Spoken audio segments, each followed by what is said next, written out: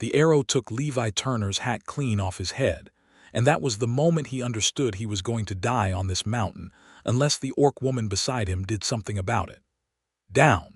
Yash Gorehorn's voice cracked over the wind like a whip, and her hand closed around his collar and hauled him flat against the snow a heartbeat before a second arrow hissed through the space where his skull had been. Behind them, boots crunched on frozen scree. Ahead of them, past 100 yards of wind-scoured rock, the gorge opened its white throat, and across that throat stretched the ice bridge, glittering and treacherous in the gray morning light. "That's our only way across," Yash said, dragging him up by the arm as if he weighed nothing at all, though Levi Turner was no small man himself. Her tusks caught the light when she bared her teeth at the shouting pursuit closing from the tree line. "You run when I tell you to run, Levi Turner, and you do not stop until you are standing on the far side. Do you hear me?"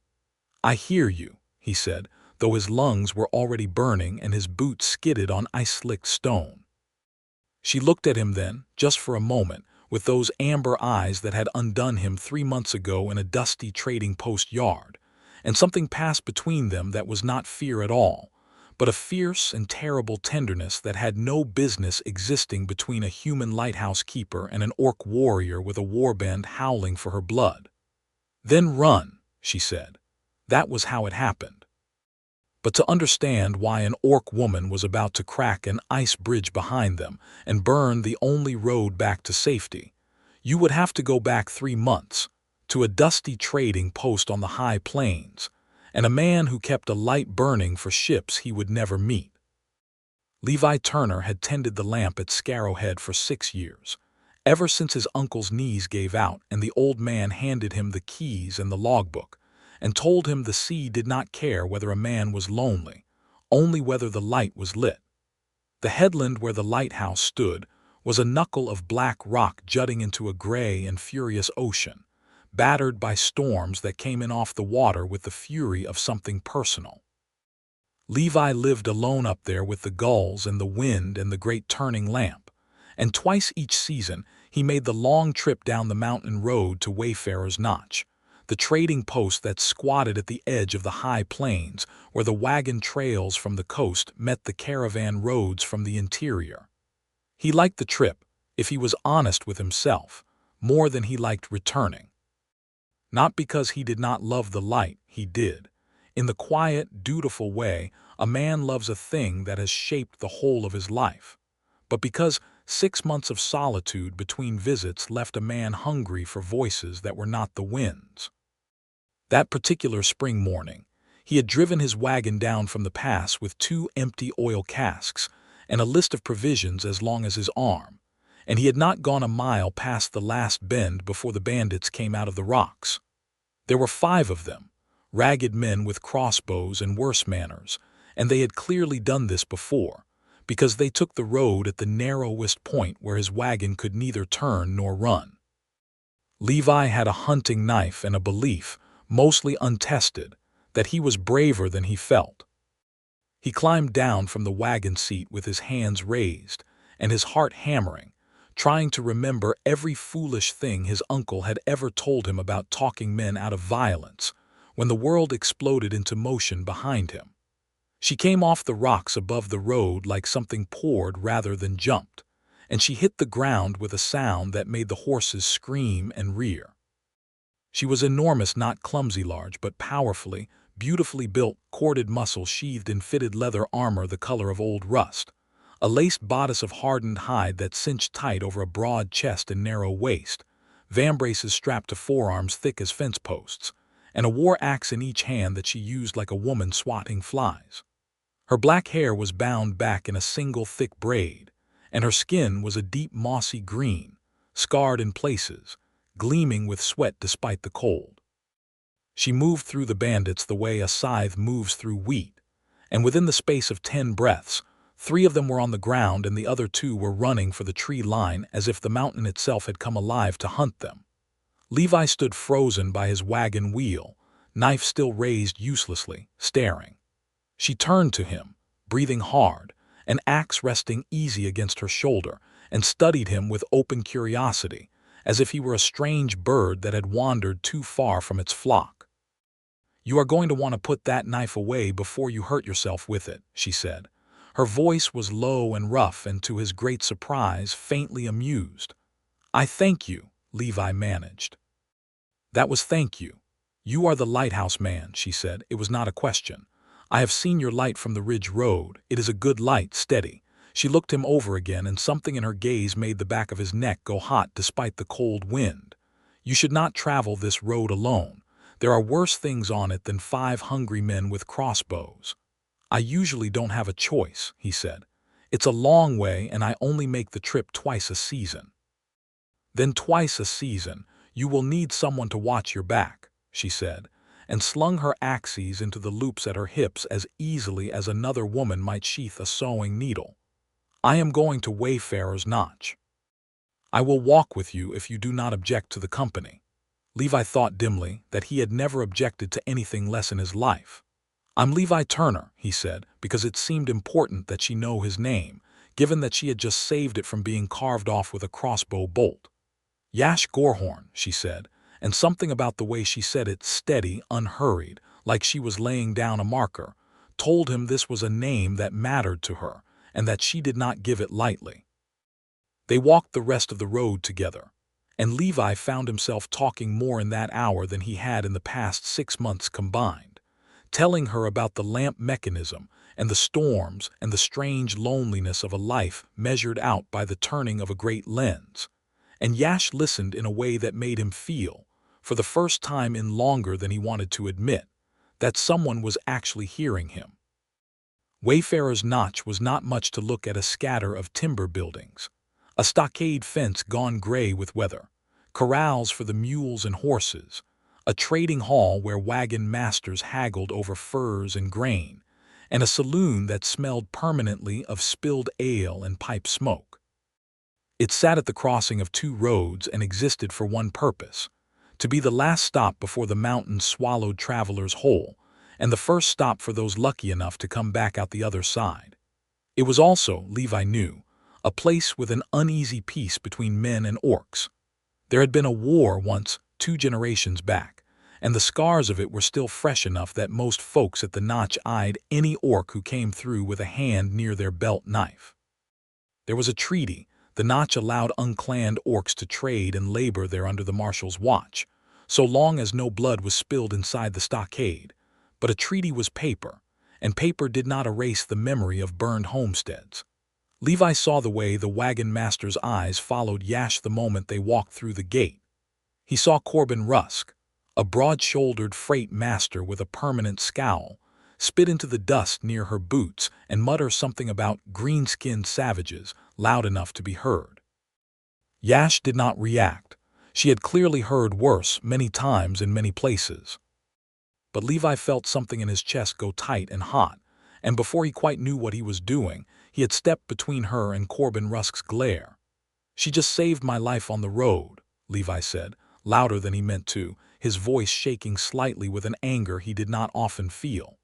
"Bandits had me pinned at the Narrows. If she hadn't come down off those rocks, I'd be dead and my wagon would be stripped clean. So you can keep your spit to yourself, Corbin." The freight master's eyes narrowed, but there were enough witnesses now, and enough truth in Levi's plain-spoken fury, that he only grunted and turned back to his mules. Yash looked down at Levi. She stood a full head taller than him, easily, with an expression he could not quite read. Surprise, maybe, or something warmer. "You did not have to do that," she said quietly once they were walking again toward the trading hall. "I know," Levi said. "Most humans here would let him say worse." "I'm not most humans," Levi said, and then, embarrassed by how that sounded, added, "I mean, I just don't see the sense in it. You saved me. Doesn't seem right to let a man talk about you like dirt after that." Yash was quiet for a long moment, studying him with those amber eyes as though recalculating something. "No," she said finally, a slow smile curving over her tusks. "I suppose it does not. That was the first day. It would not be the last. Levi's business at the Notch took 3 days that trip: oil casks to fill, provisions to gather, letters to post, and a wagon axle that needed the smith's attention after the rough road. Yash, it turned out, had steady work at the notch as a caravan guard, one of a handful of unclanned orcs who hired out their strength and their steel to merchants desperate enough, or wise enough, to want protection that could actually stop a raiding party. She had no caravan leaving for another week, and so, for 3 days, Levi Turner and Yash Gorehorn found reasons to be in each other's company. She showed him where the smith kept the good iron, so he would not get cheated on the axle repair. He shared his midday bread and dried fish with her at the corral fence, and she told him, in halting pieces, about the clan she had left behind, the Ashfall clan, a warband under a chief named Cror Ironjaw, who had decided that Yash Gorehorn, daughter of a respected line of warriors, would make a fitting claimed bride to seal an alliance with a rival band. She had refused. Refusing a chief's claiming was not a thing easily forgiven. "I ran," she said simply, sitting on an overturned water barrel in the evening light, watching the corral horses shuffle in the dust. "It is not a thing my kind speak of with pride, running from a fight, but some fights are not worth winning, only surviving. I don't think there's any shame in refusing to be given to a man you didn't choose," Levi said. "Human or orc, that's a cruelty either way." Yash looked at him sideways, and something in her face softened in a way he had not seen before. "You say things plainly," she said. "It is a strange thing for a human. Most of your kind speak around what they mean, like they are afraid the words will bite them." "I've spent 6 years talking mostly to seagulls," Levi admitted. "I suppose I've lost the knack for talking around things." She laughed then, a real laugh, rough and startled out of her, and it was the first time Levi had heard it, and he decided immediately that he wanted to hear it again as often as he possibly could for the rest of his life. On the second evening, they walked out past the stockade fence to where the plains rolled gold and endless under a sky bruising toward sunset, and Yash stopped walking and turned to face him with a directness that made his breath catch. "You are not afraid of me," she said. It was not quite a question. "No," Levi said. "Everyone is afraid of me." "It is usually useful." "I imagine it is," Levi said, "but I've seen what you can do to men who mean me harm, and what I feel isn't fear. It's more like," he struggled for the word, feeling the heat climb up his neck. "It's more like gratitude and something else I haven't quite got a name for yet." Yash studied him for a long moment, close enough now that he could see the fine scars along her jaw, the amber flecks in her dark eyes, the way the wind moved a loose strand of black hair across her cheek. She reached out slowly, as if giving him every chance to step back, which he did not, and traced one rough green fingertip along his jaw, tilting his face up toward hers.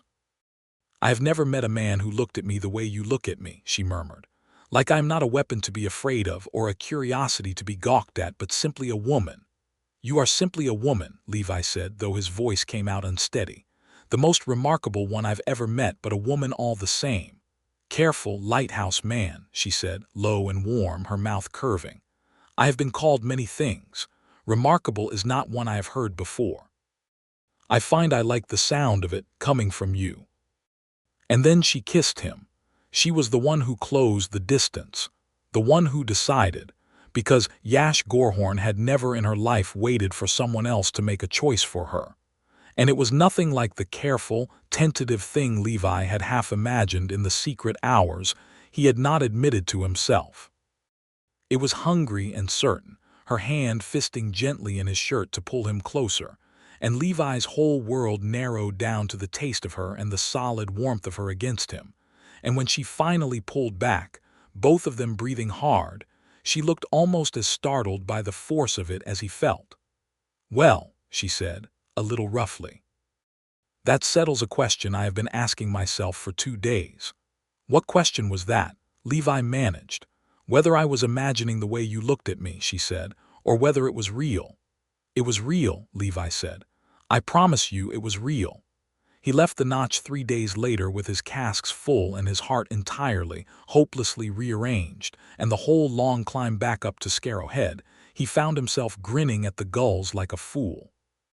He came back 6 weeks later with an excuse about needing more oil than the schedule called for, and nobody at the Lighthouse Commission questioned it, because nobody at the Lighthouse Commission had any notion that Levi Turner had fallen in love with an orc warrior at a dusty trading post on the high plains, and would have crossed the whole width of the continent twice over just to see her laugh again.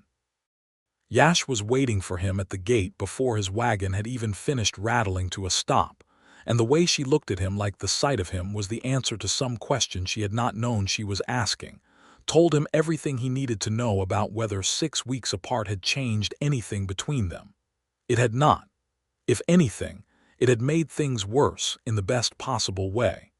Over the following months, that pattern held. Levi's supply runs, which had once been dreaded chores squeezed between long stretches of solitude, became the bright poles around which his whole year turned.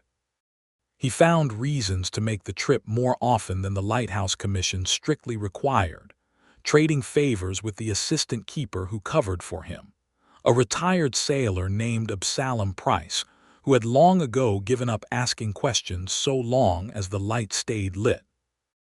Each time, Yash met him at the road before he reached the gate, sometimes walking 3 miles out just to see him a little sooner, and each time the townsfolk of wayfarers Notch grew a little more accustomed to the sight of the human lighthouse keeper and the orc caravan guard, thick as thieves, laughing together over the corral fence. Not everyone grew accustomed to it. Corbin Rusk in particular never stopped glaring, and there were others.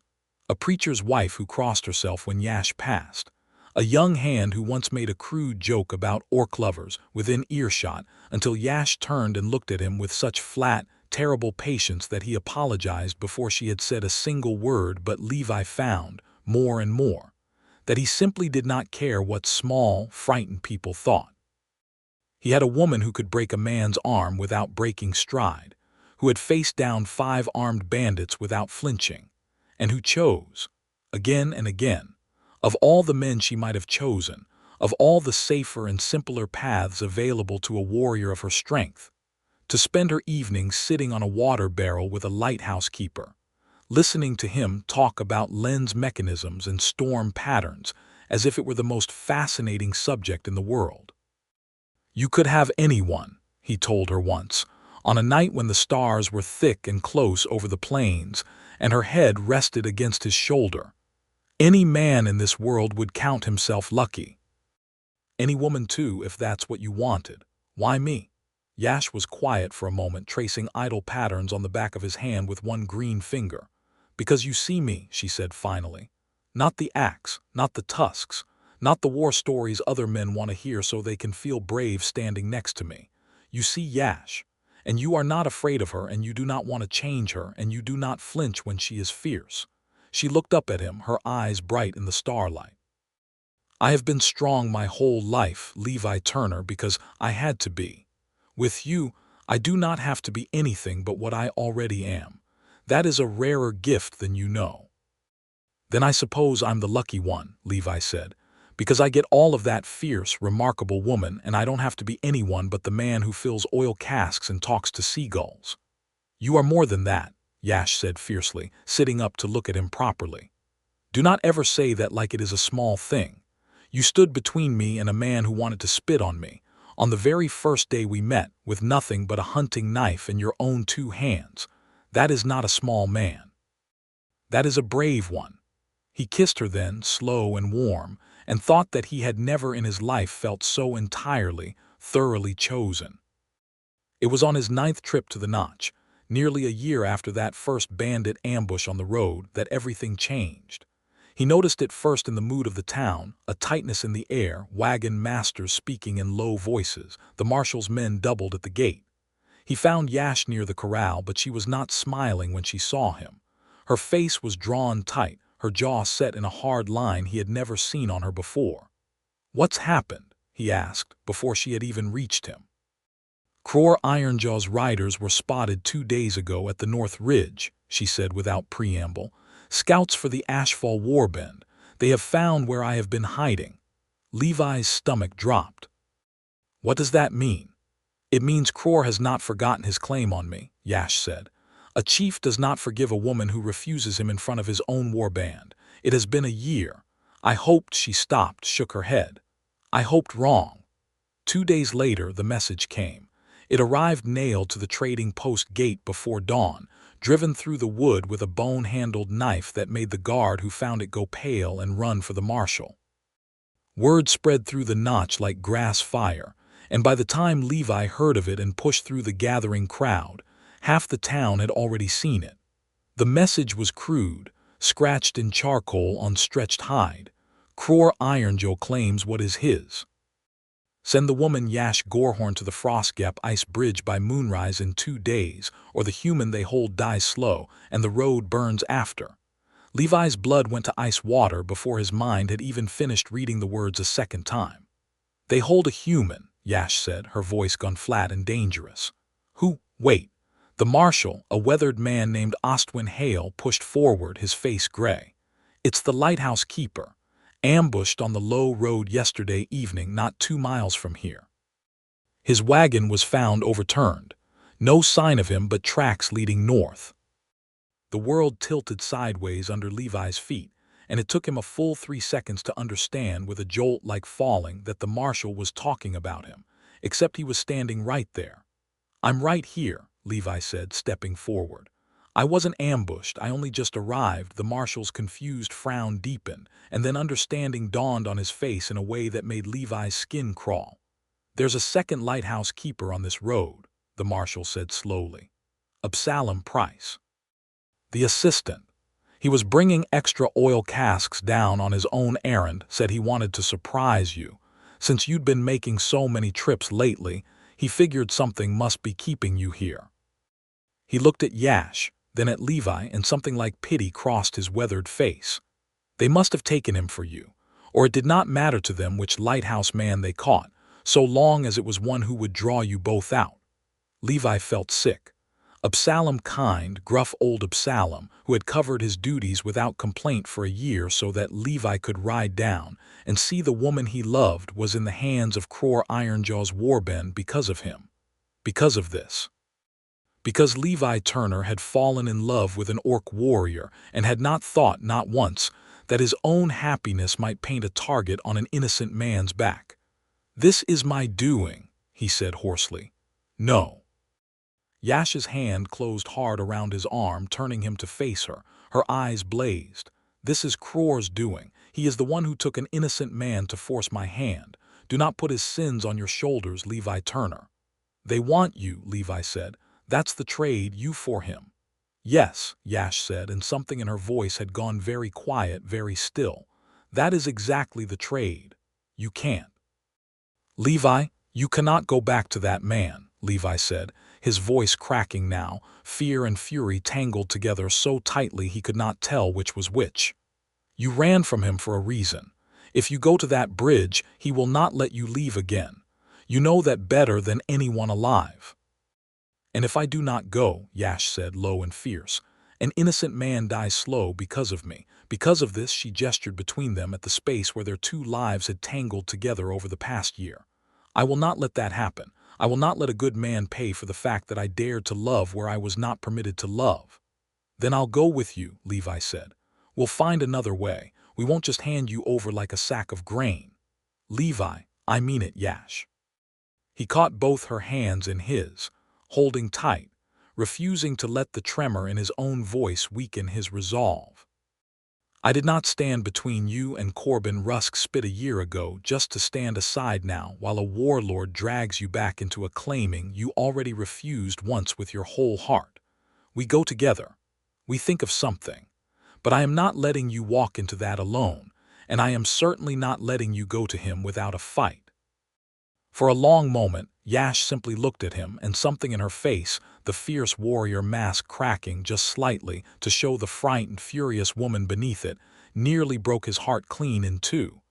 You would risk your life for mine, she said quietly, when you have never even lifted an axe in war. I'd risk a great deal more than that, Levi said. You matter more to me than my own safety, Yash. You matter more to me than anything. I mean that as plainly as I have ever meant anything. She kissed him then, hard and desperate, in front of half the trading post, and no one dared say a word about it. They had 2 days to plan, and the marshal, to his credit, threw the Notch's meager resources behind them.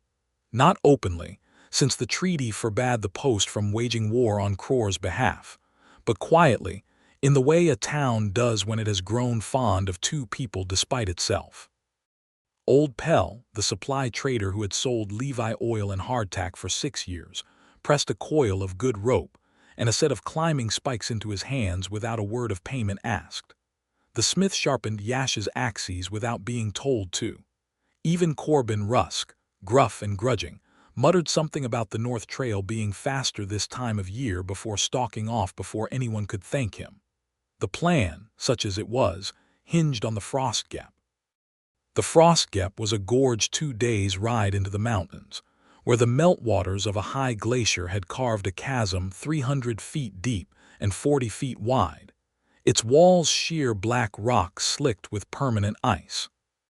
In winter and early spring, when the melt had not yet broken it apart, a natural bridge of thick, ancient ice spanned the gap, treacherous, groaning, but passable to those desperate or foolish enough to cross it. It was the only quick route between the high plains and the coast road that did not add 4 days to the journey around the long way.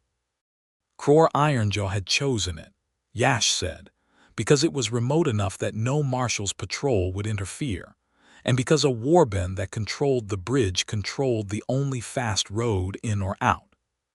"If we go to him and trade you for Absalom outright," Levi said, poring over Pell's crude map by lamplight in the corner of the trading hall the night before they set out, "what happens then?" "Then Cror takes me back to his war camp in chains, and in a month's time, whether I fight it or not, I am his claimed woman," Yash said flatly. "And you never see me again because he will make certain of it." "Then that's not the plan," Levi said. "We go, we get Absalom free, and we get you away from that bridge without you ever setting foot in Cror's camp." "That is easier said than done, lighthouse man. Cror will bring a dozen riders at least." "I am strong, Levi, but I am not strong enough to fight off a dozen armed warriors and protect 2 humans at the same time." "Then we don't fight them," Levi said. "We outrun them. You know that bridge. Is there any way to stop them from following once we're across?" Yash went very still, staring at the map, at the thin crude line marking the ice bridge over the gorge. "The ice at the Frost Gap this time of year is old and rotten at the edges near the anchor points," she said slowly. "It groans under a single rider's weight already. If it were struck hard enough in the right place after we crossed, it would break," Levi finished. "And they couldn't follow." "It would break," Yash agreed, "and there would be no way back across for a very long time. Not for me, not for you, not for anyone." She looked up at him, and he saw the weight of what she was saying land fully between them. "It would mean choosing, Levi, not just for this one night. It would mean there is no path back to Wayfarer's Notch that way again, not soon, not easily. Whatever life we build after that, we build somewhere new." Levi thought of the lighthouse, the great turning lamp. The 6 years of his life poured into a duty he had never questioned until a fierce green-skinned warrior had walked into it and rearranged every certainty he owned. "I don't need to go back to any particular place," he said quietly. "I need you safe, and I need Absalom safe, and after that I don't much care which direction the road runs, so long as you're walking it beside me." Yash reached across the map and took his face in both her hands, and the look she gave him then was not fierce or fearful or even hungry. It was simply entirely undone. "No man has ever said such a thing to me," she whispered. "Not once in all my life." "Then I'm glad to be the first," Levi said, and kissed her palm where it rested against his cheek. They set out before dawn, just the 2 of them, riding hard along the north trail Corbin Rusk had grudgingly pointed them toward, climbing steadily into thinner, colder air as the plains fell away behind them and the mountains rose ragged and white ahead. Yash rode like she had been born to it, and Levi, no great horseman himself, gritted his teeth and kept pace, driven by a fear for Absalom's life and a fiercer, stranger fear for what might happen to Yash if this went wrong. They reached the Frost Gap the following evening, an hour before the appointed moonrise, and found Cror Ironjaw's warband already waiting on the near side of the bridge, torches burning against the deepening dark, and in the center of them, bound and gagged and very much alive, Absalom Price.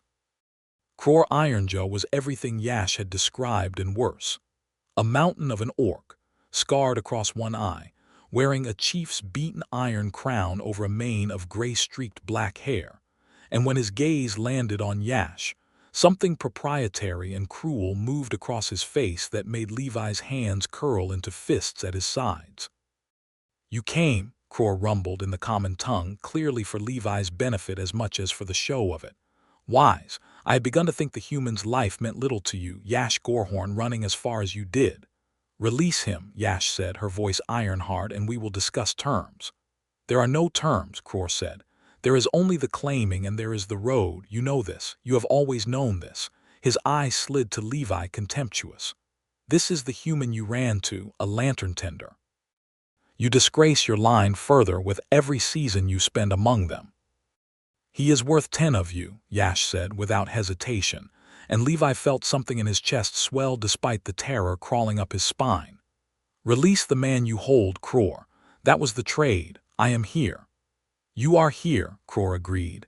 "But the trade was never so simple as you imagined it, little Gorehorn." He gestured, and 2 of his warriors hauled Absalom forward, cutting his bonds at the wrists but keeping a blade at his back. "You will cross the bridge with me tonight, in chains, and your human keeps his life on this side of the gorge, provided he and his lantern-loving friend turn around and walk quietly back the way they came, and never trouble my claim again. And if I refuse to cross, then he dies where he stands," Cror said simply, "and I take you anyway. The only choice you have, woman, is whether he lives to walk home." Levi felt the ground shift beneath the whole plan they had built. This was not the trade they had prepared for. There would be no clean escape, no chance to free Absalom and vanish before Cror's warband could react, not with a blade already pressed to the old keeper's spine. He looked at Yash, and saw in her face the terrible calculation of a woman who had already decided, in that instant, to give herself up rather than risk Absalom's life on a gamble. "No," Levi said, before he had even fully thought it through, stepping forward past her. "Levi, I have a counter," Levi said, raising his voice, his heart hammering so hard he thought it might crack his ribs. "A different trade." Cror's scarred face twisted with something between amusement and irritation. "The Lantern Man speaks. You want Yash to walk to your camp in chains to prove some point about your pride," Levi said, forcing steadiness into his voice he did not entirely feel. "But chains only matter if there's no fight left to put up. Let her free hands and a blade, and let her fight your best warrior for the old man's freedom, right here, right now. If she loses, she goes with you in chains willingly, and I take Absalom home and never come near this road again. If she wins, both of them walk free, and you never trouble either of us again. A chief who claims to want a warrior bride should not be afraid to test whether she truly is one." There was a long, ringing silence. Somewhere in the dark below the gorge, meltwater roared against black stone. Cror Ironjaw threw back his head and laughed, a huge, booming sound that echoed off the rock walls. "The little human has spine, at least, even if he has no sense." He looked at Yash, considering. "Very well. A fight for the old man's freedom, and to remind you what you gave up when you ran. If you win, he walks. You still come with me in chains, willing or not. That part of the bargain does not change, little Gorehorn. But it will cost me nothing to let you bloody yourself trying to save him first." It was not the deal Levi had offered. It was a worse one, twisted cruelly by a man used to holding all the power in every room he entered, but Yash's win would at least free Absalom, and it would buy time, and time, Levi thought desperately, was the only weapon they had left. He caught Yash's eye and mouthed as clearly as he could without Cror seeing, "The bridge." Something flickered in her gaze, understanding, sharp and sudden. "I accept," Yash said, drawing both her axes. Cror's champion was a broad, scarred brute named Gerdek, and the fight, when it came, was fast and brutal and utterly without mercy on either side. Levi watched with his heart in his throat as axes rang against a warhammer, as Yash took a glancing blow to the shoulder that would have staggered a lesser warrior, as she answered it with a strike that put Gerdek on his knees, bleeding, and then a second blow that laid him flat in the snow, unmoving. The warband erupted into shouts, some in approval of a good fight, some in fury at their champion's defeat, and in the chaos, Levi saw his moment. He shoved past the warrior holding Absalom, driving his shoulder into the orc's ribs with every ounce of desperate strength he had, knocking the blade wide and hauled the old keeper stumbling free. "Run!" Levi bellowed, and Absalom, gray-faced and shaking, needed no second telling. Cror's face had gone purple with fury as he realized his champion had actually lost, and worse, that his prize was already turning, axes still in hand, toward the bridge. "You will not run from me again, Gorehorn." He roared, drawing his own blade, and his warriors surged forward as one, a dozen bodies closing on the narrow approach to the ice bridge. "Go!" Yash shouted at Levi, shoving him bodily toward the bridge's edge. "Get Absalom across now." And that was the moment the story had opened on the arrow that took his hat, the flat-out sprint across frozen scree with Cror's warband screaming behind them, Absalom already stumbling out ahead of them onto the groaning ice, Yash's hand fisted in Levi's collar as she hauled him bodily toward the only escape left in the world. The ice bridge stretched before them, pale and ancient and glittering with faint blue light where the low moon caught it, arching over 300 feet of black nothing. It groaned under their boots the instant they set foot on it, a deep, tortured sound like the mountain itself protesting the weight of their fear. "Do not stop," Yash shouted, pushing Absalom ahead of her. "Do not look down, do not slow. Whatever you do," an axe thrown from behind skittered across the ice inches from Levi's boot, and he stumbled, and Yash's hand was there instantly, hauling him upright without breaking stride, her strength a solid, certain thing amid the chaos of cracking ice and screaming warriors and his own thundering heart. Absalom made the far side first, collapsing onto solid rock, gasping. Levi was 3 strides behind him when his foot caught a seam in the ice and he went down hard, and for one horrible, weightless second, he thought the whole bridge was going to open beneath him and swallow him into the dark. Yash's hands closed around his arms and hauled him the rest of the way across bodily, depositing him hard onto the rock beside Absalom, and she did not stop to check whether he was hurt, because Cror Ironjaw and half his warband were already surging onto the bridge behind them, the ice groaning louder now under the weight of a dozen pursuing bodies. "Yash!" Levi scrambled up, reaching for her.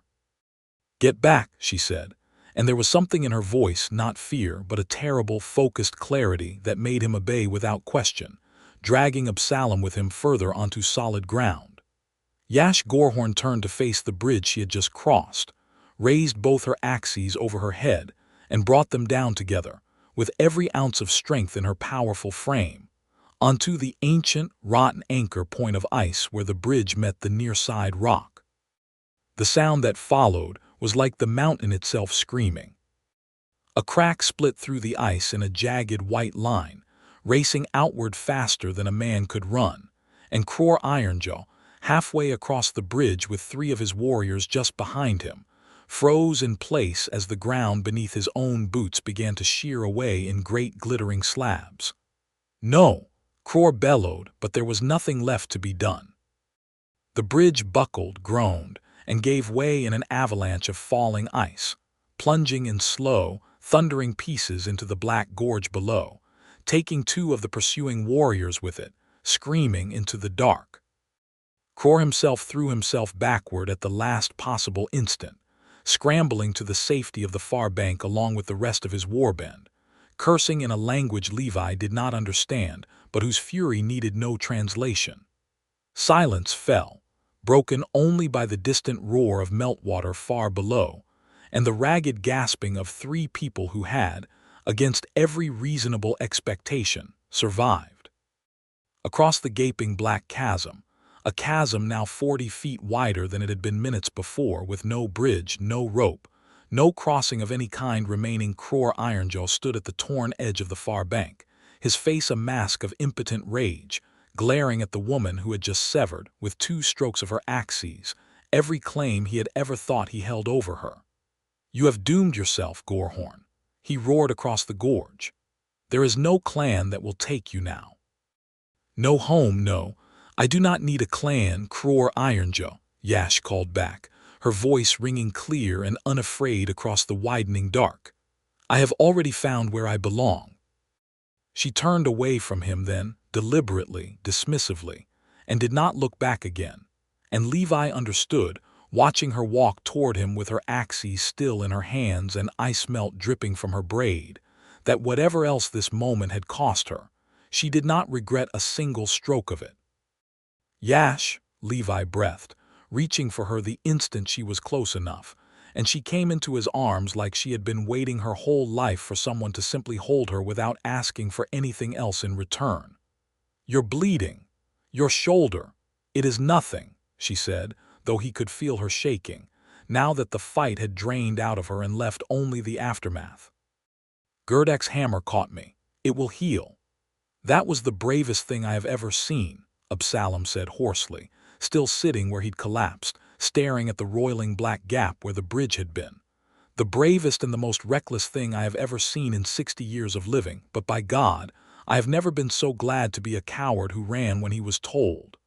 "You are not a coward, old man," Yash said, some of her usual dry humor returning as she helped him to his feet. "You are simply wise enough to know when running is the correct choice." They made camp that night in the lee of a wind-scoured rock outcropping, a good half-mile from the ruined bridge, with a small fire that Levi coaxed to life from dry brush and driftwood scavenged along the ridge. Absalom, exhausted and shaken but otherwise unharmed, fell asleep almost as soon as he had eaten, wrapped in every spare blanket they had between them. Levi and Yash sat apart from him, near the fire's edge, and for a long time neither of them spoke, the weight of everything that had happened settling slowly over both of them like snow. "There is no going back across that gorge," Yash said finally, staring into the flames. "Not for a very long time. Frostgep will not have another crossing until the deep winter freeze, months from now if it forms one at all this year." "I know," Levi said. "That means no returning to Wayfarer's Notch, not the quick way. And it means," she stopped, and Levi saw, for the first time since he had known her, something like uncertainty cross her fierce features. "It means you cannot easily return to your lighthouse either. Scarrowhead lies on the far side of that same range, does it not?" "It does," Levi admitted. "Then I have stranded you," Yash said quietly. "I have cracked the only bridge and left you on the wrong side of your own life, Levi Turner, with nothing but a wounded orc woman and an old man for company." Levi reached across the small space between them and took her hand, turning it over gently to examine the cuts and scrapes along her knuckles from the fight. "You didn't strand me," he said. "You saved Absalom's life and mine and your own, all in 2 strokes of an axe. And as for the wrong side of my life," he looked up, meeting her eyes squarely. "Yash, I already told you back at the Notch before we ever set out on this road. I don't need to go back to any particular place. I need you safe, and I already have that. Everything after this is just geography." "You say that so easily," she said, though her voice had gone rough. "As if you have not just lost your home, your work, your whole life, in a single night because of me." "I lost a job I could hand to anyone with steady hands and patience," Levi said. "Absalom's covered it for a year already. He'll manage until the commission sends a proper replacement, and I'll write to explain when we find a way to send word. What I would not have found anywhere else in this world, Yash, is you. And I am not sorry, not for one single moment of tonight, that I chose to cross that bridge instead of turning back." Yash was silent for a long moment, studying him in the firelight with an intensity that made his chest ache. And then, slowly, deliberately, she reached up and unbound the thick braid of her hair, letting it fall loose and dark around her shoulders, something Levi had never once seen her do, not in a full year of knowing her. "Among my people," she said quietly, A warrior wears her braid bound tight when she belongs to no one but herself and her blade. When she chooses to belong to another, not by claiming, not by chains, but by her own free will, she unbinds it before them as a gift, to show she holds nothing back. She reached for his hand and pressed it deliberately against the loose fall of her hair. I am not Cror's to claim and never was, no matter what chains he thought he could put on me. But I am yours, Levi Turner, if you will have me, not because you rescued me, and not because I rescued you, but because in a year of watching you, I have never once wanted to be anywhere else but beside you. Levi's throat was too tight to speak for a moment. When he found his voice, it came out low and unsteady with feeling. I have wanted to say something like that to you for months, he admitted, and never found the courage because I kept thinking, what could a lighthouse keeper possibly offer a woman who could crack a bridge in 2 strokes and walk away from a chief's warband without a backward glance? But I'll say it now, plainly, the way you like. I love you, Yash Gorehorn. I have loved you since you laughed at me for waving a hunting knife at bandits I could never have fought off alone. I will follow you anywhere this road takes us, and gladly, so long as you'll let me. Let you, Yash echoed, something fierce and warm breaking open across her face. Levi, I would have followed you across 10 broken bridges. I would have crossed into Cror's camp itself and torn it apart with my bare hands before I let him take me from you. She pulled him closer, her hand cradling the back of his neck. You do not need to ask my permission to love me. You have had it since the day you stood between me and a spitting fool with nothing but a knife and your own stubborn heart. She kissed him then, slow and deep and unhurried, all the desperate fear of the day melting into something else entirely. A fierce, claiming tenderness that made Levi's whole body ache with wanting her. And when she drew him down beside the dying fire, wrapping her strong arms around him as though she meant never to let him go again, he went willingly, gladly, entirely undone by the simple, staggering fact that this remarkable woman, who could have had her pick of any warrior in any war camp across the mountains, had chosen again, and completely, and with her whole unguarded heart, him. The warmth between them that night was unlike anything Levi had known before, not frantic, not rushed, but deep and certain, a slow unraveling of every wall either of them had built to survive a hard and lonely world. Yash was fierce even in tenderness, her hands sure and searching, and Levi met her with a devotion that startled them both, murmuring her name against her skin like a vow he intended to keep for the rest of his life. When it was over, they lay tangled together beneath the firs, her head resting over his heart, and for the first time since the arrow had taken his hat that morning, Levi Turner felt something settle deep inside him that felt, unmistakably, like home. They stayed 3 days in that high camp, resting, tending Yash's shoulder with what herbs Absalom knew from his sailing days, and letting the shock of the night at the bridge slowly fade into something they could speak of without their hands shaking. On the 2nd day, a rider from Wayfarer's Notch found them, one of the marshal's own scouts, sent out after word reached the post that Cror's warband had been seen retreating north along the far ridge in disarray, several of their number missing. Marshal wants you to know, the scout reported, eyeing Yash with more respect than fear now, that a border patrol caught up with what was left of Ironjaw's band 2 days past, this side of the treaty line. Seems they were still fuming over losing a bridge and half a dozen warriors to a single orc woman, and made the mistake of raiding a homestead out of pure spite. Patrol took 4 of them captive, drove the rest back over the pass for good. Ironjaw himself is being held to answer for breaking the treaty terms, taking a hostage on post land, is a hanging offense under the old accords, and there's no chief's crown that protects a man from that once witnesses come forward. Old Price there is one of them if he's willing. I am entirely willing, Absalom said grimly. I intend to tell that story to anyone who will listen for as long as I live. The scout looked between Levi and Yash, and something like a grin tugged at his mouth. Marshall also said, if the lighthouse man and the Gorehorn woman happen to be thinking of coming back through the notch eventually, Once the long way around is passable, there would be a welcome waiting. Said something about the town being fond of a good love story, even a strange one. He paused. His words, not mine. Yash laughed at that, bright and unguarded, and Levi found himself laughing too, giddy with relief at the knowledge that the threat which had driven them onto that ice was, at last, fully and finally broken. Crore Ironjaw answering for his crimes under the treaty's own law, his warband scattered, his claim on Yash undone not just by a cracked bridge, but by the plain justice of the world catching up to a cruel man at last.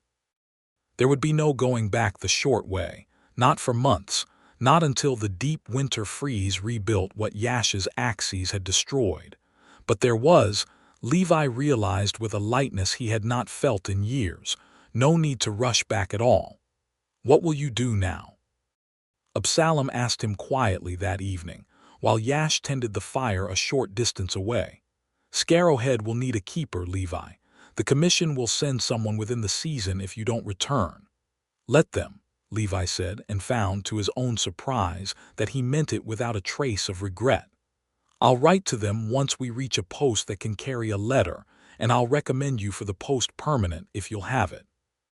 You've kept that light as well as I ever did this past year, probably better, and you've more than earned it. And you? Absalom asked.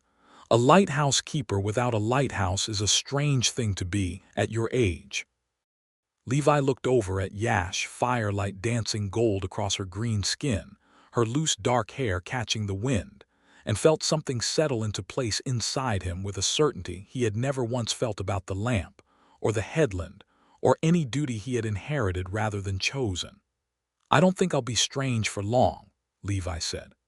I think I'll just be a man who goes where the woman he loves goes, and calls that his life's work instead.